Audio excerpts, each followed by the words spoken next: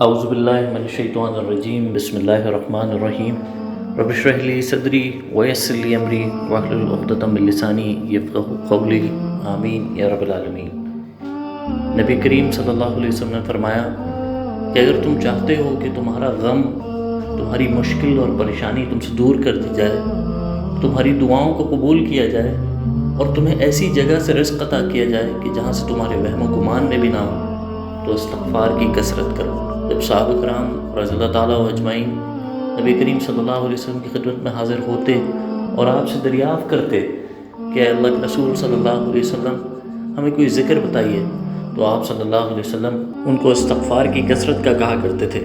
حضرت عقبہ بن عامر رضی اللہ تعالیٰ عنہ جب نبی کریم صلی اللہ علیہ وسلم کے پاس حاضر ہوئے تو آپ صلی اللہ علیہ وسلم نے فرمایا کہ اے عقبہ، اپنی زبان کو اللہ کے ذکر سے تر رکھا کرو اور استغفار کی کثرت کیا کرو۔ آپ صلی اللہ علیہ وسلم نے فرمایا کہ خوش نصیب ہے وہ شخص اور کامیابی ہے، خوشخبری ہے اس شخص کے لیے کہ جو روز قیامت اپنے نامہ اعمال میں استغفار کو کثرت سے پائے گا۔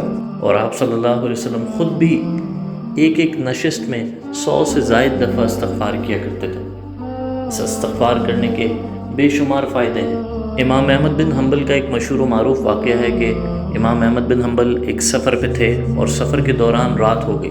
جب رات ہوئی تو انہوں نے آرام کی نیت سے ایک مسجد کا رخ کیا، لیکن اس مسجد کے خادم نے امام احمد بن حنبل کو مسجد میں داخل ہونے سے منع فرما دیا۔ اسی دوران وہاں سے ایک نان بائی کا گزر ہو رہا تھا۔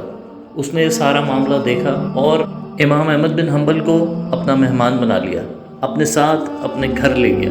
گھر لے جانے کے بعد اس نے امام احمد بن حنبل کو آرام فرمانے کے لیے کہا اور خود ان کی کھانے پینے کے لیے کچھ انتظام کرنے لگا۔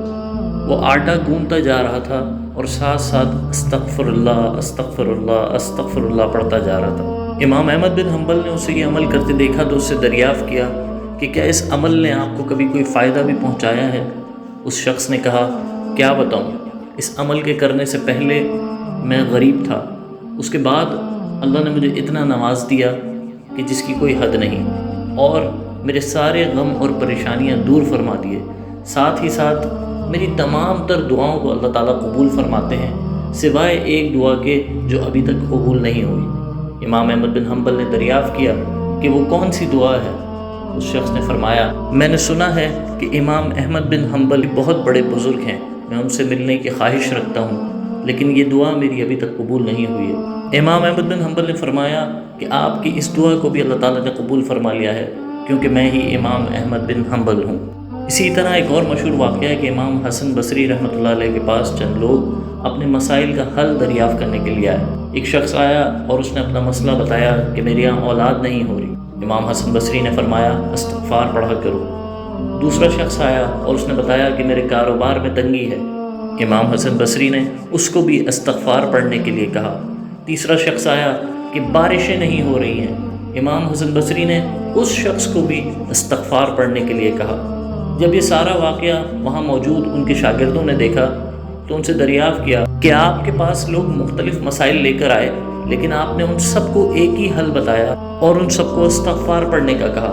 امام حسن بصری رحمۃ اللہ علیہ نے کہا، کیا تم نے سورہ نوح کی وہ آیت نہیں پڑھی؟ فَقُلْتُ اسْتَغْفِرُوا رَبَّكُمْ إِنَّهُ كَانَ غَفَّارًا يُرْسِلِ السَّمَاءَ عَلَيْكُمْ مِدْرَارًا وَيُمْدِدْكُمْ بِأَمْوَالٍ وَبَنِينَ وَيَجْعَلْ لَكُمْ جَنَّاتٍ وَيَجْعَلْ لَكُمْ أَنْهَارًا۔ حضرت نوح نے اپنی قوم سے کہا کہ اپنے رب سے اپنے گناہوں کی بخشش طلب کرو، اس کی معافی مانگو، وہ بڑا بخشنے والا ہے۔ وہ تم پر آسمان کو خوب برستا ہوا چھوڑ دے گا، وہ تمہیں خوب پے در پے مال اور اولاد میں ترقی دے گا اور تمہیں باغات دے گا اور تمہارے لیے نہریں نکال دے گا۔ اس لیے کبھی بھی اللہ تعالیٰ کی ذات سے مایوس نہ ہوں۔ ہم میں سے ہر شخص گناہ گار ہے، لیکن بہترین گناہ گار وہ ہے جو اپنے گناہوں کی توبہ اللہ تعالیٰ سے طلب کرتا ہے۔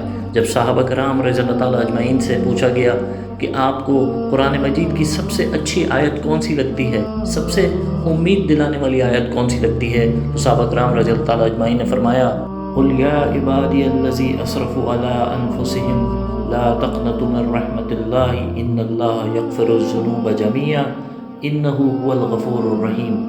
کہہ دیجئے میرے بندوں سے جنہوں نے اپنی جانوں پر زیادتی کی، ظلم کیا، اللہ کی رحمت سے نا امید نہ ہوں، بالیقین اللہ سارے گناہوں کو بخش دیتا ہے، اور وہ واقعی بڑا بخشنے والا رحمت والا ہے۔ اگر ہم بھی چاہتے ہیں کہ اللہ تعالیٰ ہمارے غموں کو، پریشانیوں کو، فکروں کو ہم سے دور کر دے، ہماری دعاؤں کو قبول فرمائے اور ہمیں ایسی جگہ سے رزق عطا فرمائے کہ جہاں سے ہمارے وہم و گمان میں بھی نہیں، تو پھر ہمیں استغفار کو پکڑ لینا چاہیے، ہمیں استغفار کی کثرت کرنی چاہیے، کیونکہ اللہ تعالیٰ ہمارے گناہوں کو بخشنے اور معاف کرنے والے ہیں۔ اور اللہ تعالیٰ نہ صرف ہمارے گناہوں کو بخشنے اور معاف کرنے والے ہیں، بلکہ اللہ تعالیٰ سے جو شخص سچے دل کے ساتھ توبہ کرتا ہے اور اپنی اس توبہ پہ قائم رہتا ہے، تو اللہ نہ صرف اس کے گناہوں کو معاف کر دیتے ہیں بلکہ اس کے گناہوں کو نیکیوں میں تبدیل کر دیتے ہیں۔ اللہ تعالیٰ سے دعا ہے کہ اللہ تعالیٰ ہم سب کو سچے دل سے توبہ کرنے والا بنائے اور اپنی توبہ پہ قائم رہنے والا بنائے۔ جزاکم اللہ خیر، وما علینا الا البلاغ المبین۔